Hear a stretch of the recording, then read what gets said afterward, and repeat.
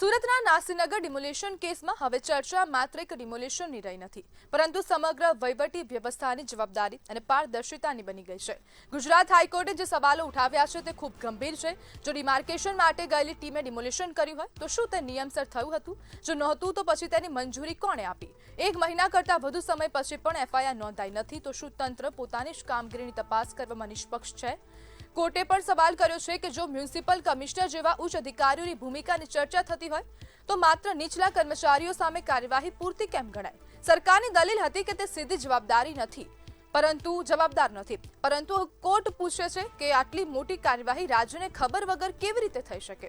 આ કેસ હવે માત્ર નાસીનગર પૂરતો સીમિત રહ્યો નથી. પ્રશ્ન એ છે કે શું કાયદો દરેક માટે સમાન રીતે લાગુ પડે છે અને શું વહીવટી તંત્ર પોતાની ભૂલો માટે પણ એટલી જ જવાબદારી સ્વીકારશે જેટલી તે સામાન્ય નાગરિકો પાસેથી અપેક્ષા રાખે છે?